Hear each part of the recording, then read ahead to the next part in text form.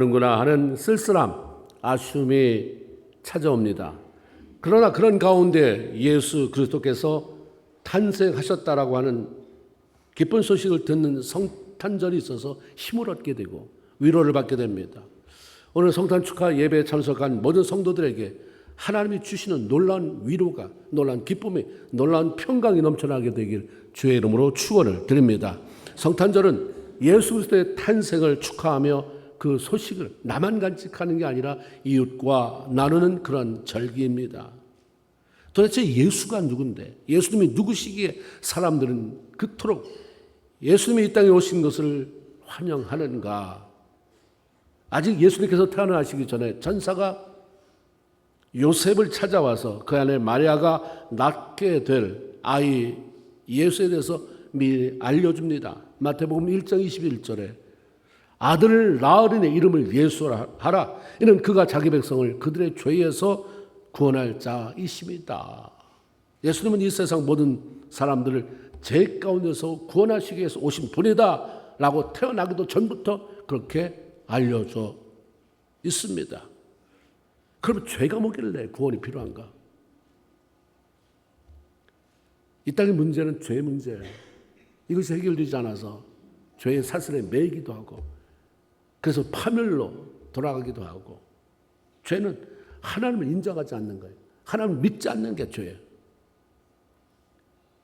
아직은 모른다. 어른들이 얘기해요. 네가 아직 어려서 아직은 모른다. 나이 들어가면 아버지의 심정이 뭔지 어머니의 심정이 뭔지 안다. 네가 아직은 모르지. 네가 잘 나가니까 아직은 모르지. 네가 삶이 괜찮으니까 네 인생이 아직 젊으니까 점점 이 땅 가면 봐라. 예수가 얼마나 필요한지 종말의 때가 다가온다는 것. 그래서 죄는 그분을 인정하지 않는 것, 믿지 않는 것. 죄는 하나님의 말씀을 무시해서 순종치 않고 자기 마음대로 살아가는 것. 이게 죄입니다. 죄가 무서운 것. 뭐 이렇게 사는 거지 뭐. 어떤 사람은 착하게 살 수 있고 어떤 사람은 그렇지 않게, 어떤 사람은 교회 열심히 다닐 수도 있고 안 할 수도 있고. 죄? 그걸 왜 죄라고 말을 해? 누가 죄라고 그러는 거야? 성경 죄. 하나님을 믿지 않는 게 죄다. 네 마음대로 사는 게 죄다. 그게 불법이다. 죄가 무서운 것은 그에 대한 대가를 반드시 치러야 하기 때문이라는 것입니다. 로마서 6장 23절 죄의 싹은 사망이다. 죄의 대가는 반드시 사망이라는 게 찾아온다. 나이 먹으면 죽잖아요. 그 죽음 말고 사고 당하면 죽잖아요. 그 죽음 말고 영이 죽어서 영원한 지옥 형벌이라고 하는 죄의 싹은 그 사망을 말하는 거예요. 죄의 문제가 해결되지 않으면 하나님 앞에서 심판을 받게 되고 영원히 꺼지지 않는 지옥불에 들어간다. 하나님은 맨 처음에 지은 아담과 하와를 에덴 동산에 두시고 거기에 모든 것 네 마음대로 다 누려라. 아낌없이 다 주셨어요. 한 가지만. 너와 나와의 관계 속에서 하나만, 이것만 지키는 기준으로 하나 내가 제시할게. 선악을 알게 하는 나무는 먹지 말아라. 내 말이니까 지켜줄 수 있지. 다 해. 네 마음대로 다 해.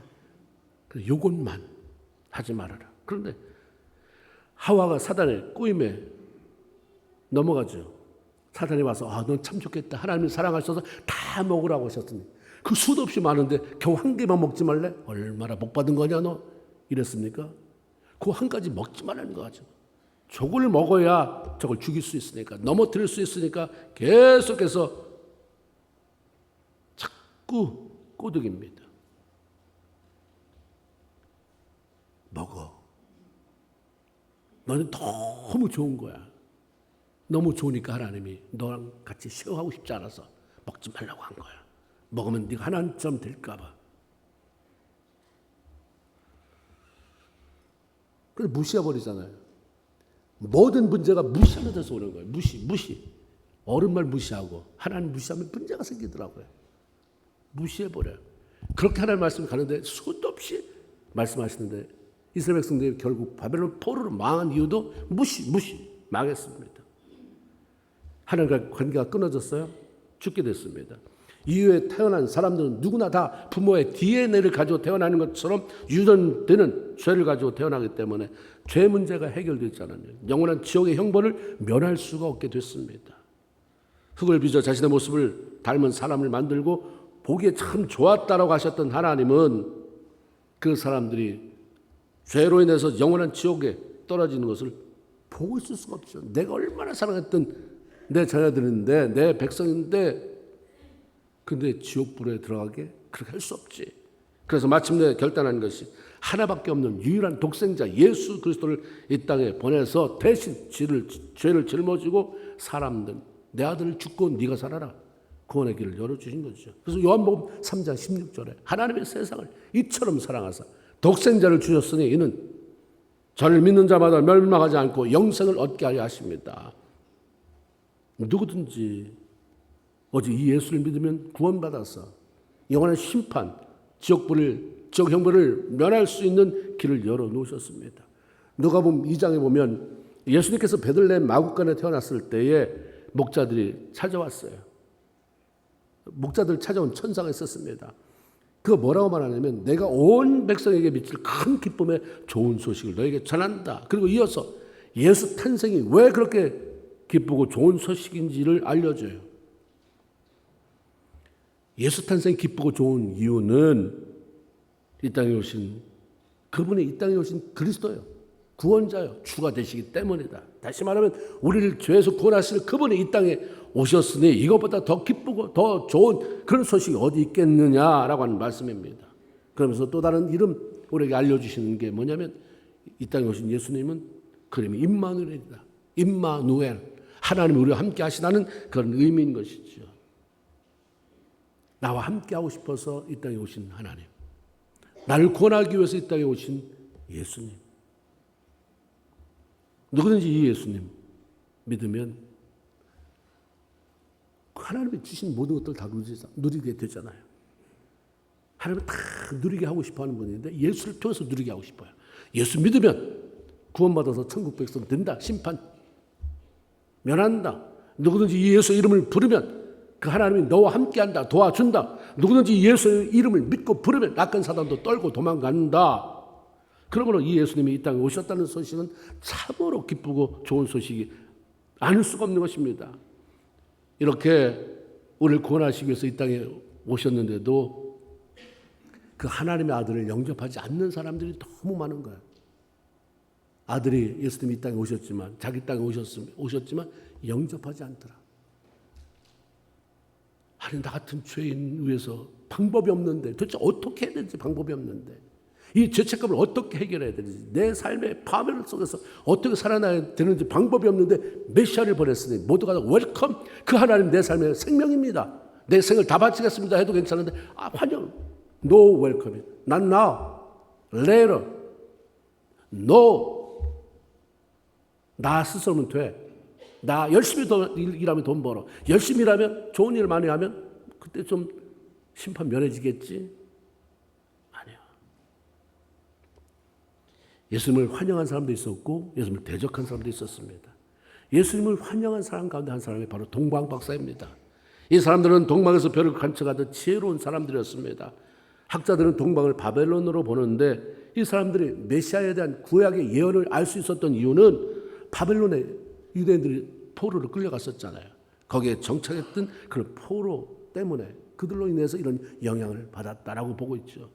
그래서 이들은 한 별이 나타났을 때에 그것이 예언된 유대인의 왕 메시아가 나타난 사인으로 보고 그 별을 따라서 왕으로 오신 예수를 만나기 위한 그런 여정을 시작한 거죠.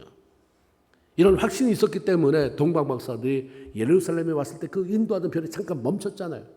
그래서 멈춰버리니까 도대체 어디로 가야 될지 모르니까 사람한테 물어보잖아요. 뭐라고 물었냐면 저 별이 비친 데까지 가야 되는데 저거 뭔지 아세요? 이러지 않았어요. 확신이 있었어요. 유대인의 왕으로 나신 이가 어디 계시냐? 유대인의 왕이 나셨다는 것을 알고 왔어요. 그분을 환영하기 위해서, 축하하기 위해서.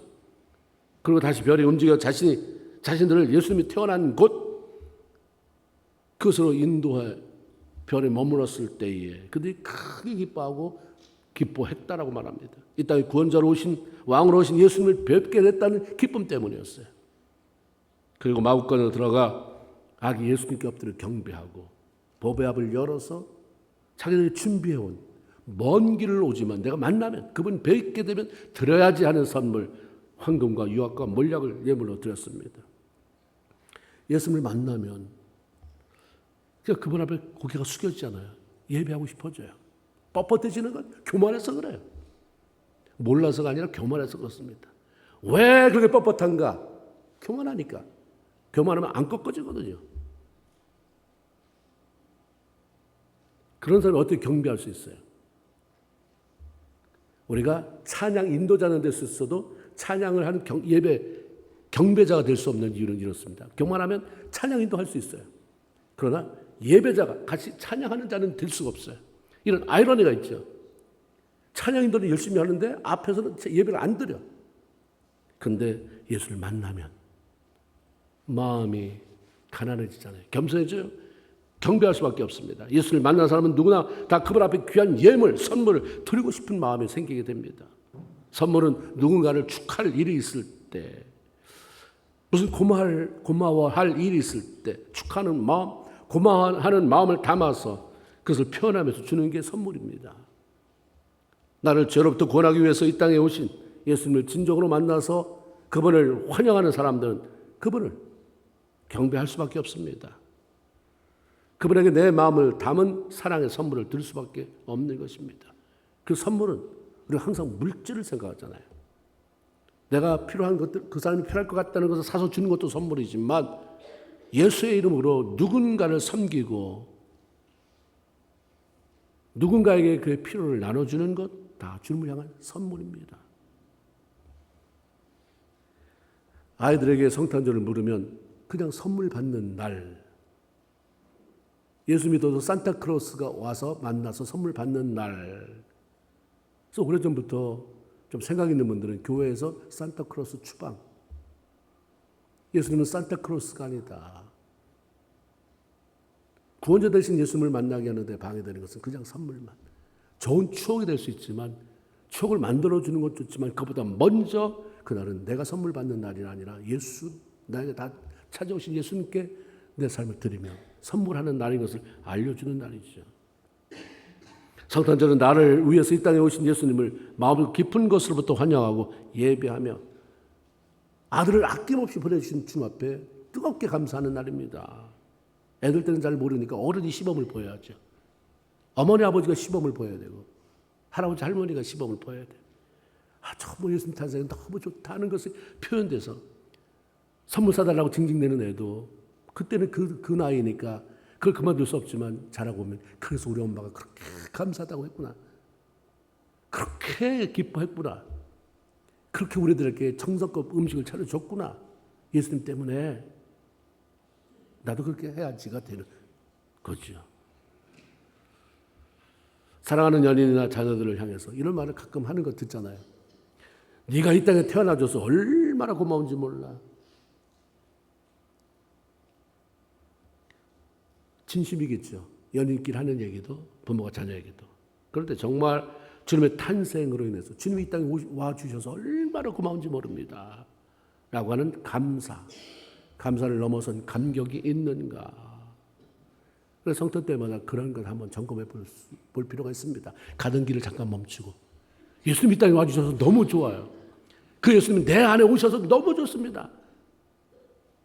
이런 고백이 여러분의 삶 속에 앞으로 계속 성탄절을 맞이하게 될 텐데 이 땅에 머무는 동안 성탄절을 맞이하게 된다면 그런 감격이 있기를 바라고 그런 고백이 있기를 바라고 고백한 대로 또 한 달을 살아가고 한 해를 살아가는 여러분 되길 주의 이름으로 축원을 드립니다. 예수님의 탄생을 극도로 싫어한 그걸 또 부류가 있어요.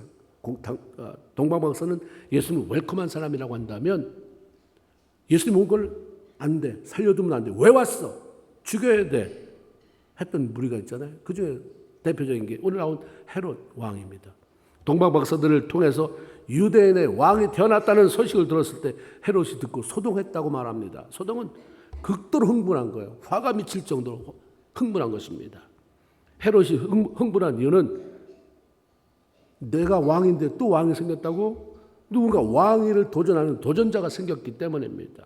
로마 제국이 세우고 인정한 유대인의 왕은 나 한 사람뿐인데 또 다른 유대인의 왕이 생겼다고 하는 것은 음모다. 내 왕위를 뺏어가려고 하는 도둑질하려고 하는 찬탈하려고 하는 음모다. 그렇게 놔두면 안 돼. 죽여야지. 그래서 그가 한 것은 경배도 아니고 예물도 아니고 칼이야. 칼로 휘두른 거죠. 칼을 빼 휘둘러서 예수님이 어디에 있는지를 모르니까 못 찾으니까 무조건 짐작해서 대충 계산해보고 2살 아래 아이들은 사내 아이는 다 죽여라. 이런 일이 벌어진 거죠. 물론 예수님은 하나님의 보호와 인도하심 속에서 죽이지 못했습니다. 이것은 비록 헤롯이 저지른 일이지만 그 배후 세력이 있다는 거예요. 그리고 그 배후 세력 얘기 많이 듣잖아요. 범죄했지만 누굴 죽였지만 누가 돈 주고 살인하라고 시켰구나. 누가 돈 주고 이거 조세호라고 시켰구나. 몰래 다니면서 사진 찍어오라고 도청하라고 시켰구나. 배후 세력이라는 게 있어요. 헤롯을 이렇게 만든 배후 세력 사단입니다. 예수께서 이 땅에 구원자로 오시는 것을 가장 싫어하는 게 사탄이에요. 사단은 하나님이 하시는 일을 무조건 반대해요. 그냥 싫어요. 우리가 여기 젊은이들도 많이 모였지만 애들이 어떤 티네이저 되면 말을 그렇게 안 듣잖아요. 다 우리는 그렇게 말을 해요. 사춘기다. 그래서 사춘기로 넘어가요. 사춘기가 오겠죠. 피지컬리 문제 이게 언밸런스가 돼서. 그러나 배후의 사탄이 요 때가 가장 말 안 들을 때 내가 도와줄게. 극심하게 사춘기를 겪는 애들도 있어요. 아주 부모를 다 뒤집어 엎어요. 배후 사탄이 도와주면 그런 일도 벌어집니다. 그래서 부모들은 끊임없이 기도해야 되고 본인도 기도해야 되는 거죠. 사단은 사람들로 예수 믿지 못하게 해서 자꾸 지옥으로 떨어지게 만들고 하나님이 지으신 하나님을 섬긴다고 하는 사람들조차도 자꾸 죄를 지어서 하나님과의 관계를 깨뜨리고 자꾸 무능하게 만들어 버립니다. 에덴 동산에 침투해서 하와를 속여 하나님이 먹지 말라는 열매를 따먹게 한 사단은 이제 인류가 파멸되는구나. 에덴 동산에서 하와가 쫓겨났잖아. 인류는 파멸을 너무 좋아했어요. 그런데 이 파멸 속에 들어간 인간을 구원하시려고 하나님이 외아들을 이 땅에 보내신다? 너 있을 수 없는 일이지. 사단은 위기감을 느껴서 어떻게 해서든지 저거 제거해야 된다. 그러니까 헤롯을 사용해서 그때 가장 실권을 잡은 게 헤롯이니까 헤롯을 뒤에서 부추겨서 예수 죽여라가 되는 거죠. 그런데 실패한 사단은 여기서 멈추지 않았어요. 예수를 놓쳤잖아요. 못 죽였잖아요. 다 틀린 데가 아니에요. 기다리자. 예수님이 40일 금식하고 줄이실 때 찾아와서 3가지 금식 시험을 하지 않습니까? 속아 넘어가서 자격을 상실하게 만들고 자기를 보낸 아버지 하나님을 배신하게 만들려고 했는데 실패했습니다. 또 포기하지 않았어요. 제가 성경을 읽으면서 가장 쇼크했던 게 이게 누가복음 4장 13절. 마귀가 모든 시험을 다한 후에 얼마 동안 떠나니라. 잠깐 떠났구나. 잠깐. 사탄은 잠깐 떠났으면 끊임없이 나가서 끊임없이 이게 사단의 속임수다. 그래서 얼마 동안 이제 예수님 못 당해. 아니요. 하는 데까지 해보자. 하는 데까지 해보자. 믿는 사람은 금방 포기하니까 예수님 그렇다고 쳐도 우리가 끊임없이 사람을 잡자. 그러다가 12제자 가운데 가론유다를 잡잖아요. 은 30을 팔게 만들었어요. 글쎄 그 사람이 3년 동안 예수님 옆에서 같이 있던 사람이 은 30을 팔게 만들었어요. 그래서 십자가에 달려 돌아가셨습니다. 됐다 이제 죽었으니 됐다. 그래서 3일 만에 부활시키잖아요. 사단은 이미 패망했지만 포기하지 않습니다. 여전히 으르렁대며 사람들 겁줘요. 속입니다. 사단의 목표는 한 가지예요. 사람들로 하여금 예수 믿지 못하게 하고 믿는 자에게는 자꾸 열정을 빼내서 신앙이 식어지게 만들고 퇴색하게 만드는 거예요. 다른 이유가 없어요. 내가 요즘 왜 열정이 식어지는가? 왜 이렇게 번아웃이 됐다는 말을 하는가? 사단이 끊임없이 무슨 사건을 만드는 거예요. 불이 달려서 나타나면 얼마나 좋아요. 너 사단이구나 싸우자는데 교묘하게 주변에 있는 남편을 통해서 아내를 통해서 자식을 통해서 직장의 상사를 통해서 경제적인 일 이런 모든 걸 통해서 교묘하게 날 조여오면서 시험 들었네 뭐하네 그런 이유를 만들어가면서 내가 번아웃 되는 것도 모르면서 자꾸 퇴진하게 만드는 거죠. 예수님의 이름을 외치면 본색을 드러내며 물러갈 텐데 많은 사람들이 사탄에게 여전히 끌려다니면서 삶의 실패를 반복하고 있습니다. 사탄은 사람들이 성탄절에 예수님의 탄생을 되새기며 기뻐하며 감사하며 믿음을 회복시키고 영적으로 더욱 강화시키는 이런 꼴을 못 봐요. 그러니까 성탄절에 이때도 와서 방해하는 거예요. 이미 나 예수의 부활로 실패했지만 계속해서 이 사람들이 성탄절, 그래야 돼요. 성탄절을 이용하자. 언제부턴가 크리스마스가 이제 바뀌었잖아요. 크리스마스라는 말이 이제 없어졌어요. 거의. 그냥 할로데이예요. 예수님이 오신 날이 어떻게 이렇게 바뀌었어요? 공휴일로. 예수님의 탄생을 빙자하여 공식적으로 노는 날, 적극적으로 노는 날이 돼버렸어요. 어떤 통계를 보니까 1년 중에 가장 사람들이 죄를 많이 짓고 경찰에 많이 걸리고 그다음에 술을 많이 마시고 가장 많이 파괴되는 게 12월 달, 그것도 15일 공식적으로 노는 날. 내일 예배 드리는데 오늘이 크리스마스다. 교회 가야 되기 때문에 내가 이번 포기한다. 적당히 한다. 아니요. 못 가더라도 이거예요. 너 크리스마스 공휴 헐러데이 그냥 보내? 1년에 한 번밖에 없는데 보내. 재미있게. 거기서부터 이제 시작이 돼서 처음 시작했는데 나중에는 그것이 커져서 마약 파티도 되고 뭐도 되고 그 처음에는 그러려고 한 게 아니었는데 사단이 끊임없이 끈질기게 붙어버리면 이게 아주 끈질기게 사람을 파괴시킵니다. 성탄절 왜 바쁜가? 뭐 때문에 바쁜가? 이번 성탄절에 내가 잊고 지난 그런 내가 돌아봐야 될 사람이 너무 많아. 내가 찾아봐야 할 독거노인도 있고 찾아봐야 할 고아들도 있고 찾아봐야 될 이 사람들 너무 있어서 그때 못한 거 그거 한다고 너무 바빠 이런가? 왜 바쁜가? 뭐 때문에 바쁜가? 카드 보내느라고 바쁘고 선물 사는 일로 고민하느라고 마음이 바쁘고 더 사주고 싶은데 돈은 없어서 그것 때문에 신경질이 나고 이유는 그건데 다른 일로 내서 그것이 화가 내서 부부간에 싸우기도 하고 아이들에게 신경질도 내고 이런 것들도 필요하죠. 선물도 주고받고 해야 되지만 예수가 먼저 해야 된다는 이 말이에요. 우리는 교회 안에 있으니까 안전하다. 우리는 크리스마스 때 교회 오잖아. 예배 드리잖아. 마음은 어디가 있는가? 주님 보잖아요. 너희가 마음은 저기가 있으면서 마당들만 밟느냐라고 하셨던 말씀이 이미 이사야에 기록된 거 우리가 읽었어요.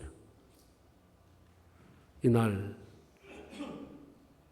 성탄절은 그저 바쁘고 분주한 날이 아니라 나를 위해서 이 땅에 오신 예수님을 묵상함으로 마음이 고요해지는 날이에요. 고요한 마음, 거룩한 마음이 밤이 고요하고 거룩함이 아니라 내 마음의 고요한 마음, 거룩한 마음. 다시 내가 너무 더럽게 살았구나. 내가 너무 주님 속지도 않는 주님을 속인다고 이렇게 살았구나. 속이듯이 살았구나. 너무 천지만물을 지은 주님 앞에 내 궁색한 변명만 들으면서 그렇게 살았구나. 그래서 좀 차분해지고 날 좀 돌아보면서 고요한 마음 그리고 거룩한 마음을 다시 회복하는 날이 되어야 된다고 하는 사실입니다. 그래서 그러다 보니까 참참히 솟아오르는 봉글봉글 솟아오르는 기쁨 그리고 감사. 그러다 보니까 동방박사가 그래서 크게 기뻐한 게 이거였구나 깨닫게 되는 날이 되어야 된다고 하는 사실입니다. 그러다 보니까 예수님 때문에 예수님 먼저 되고 나니까 나무에서 자녀를 위해서 선물을 준비할 때도 그 안에 기쁨이 담기게 되는 것이고 감사가 담기게 되는 것이고 받는 사람에게는 그냥 받는 건데 이미 그 약이 보이지 않는 그 향이 들어가기 때문에 참 좋다. 마음이 푸근해진다. 엄마한테 선물 작년에도 받았는데 왜 이렇게 이 선물이 나에게 위로가 되지? 그 사람에게 선물을 받았는데 올해는 왜 내 마음에 이렇게 기쁘지? 이거 되는 거죠. 여러분 생각해 보세요. 예수님 하나도 상관없이 그냥 성탄이니까 우리도 똑같이 따라서 그냥 갈등하면서 하는 선물이 무슨 그런 마음에 감동을 주겠느냐 이 말이에요. 예수 퍼스트가 돼야 돼요. 예수. 예수님이 나와 여러분을 구원하시기 위해서 오셨잖아요. 하나님이 우리와 함께 하시려고 오신 게 이 성탄절입니다. 주님을 적극적으로 환영하는 그런 날이 되어야 돼요. 그래서 성탄에 주님 때문에 너무 좋고 주님 때문에 너무 감사하고 주님 때문에 기쁨이 있습니다라고 고백하는 성탄의 기쁨이 여러분 모든 성도들의 삶 가운데 넘쳐나게 되길 주의 이름으로 축원을 드립니다. 아멘. 기도합시다.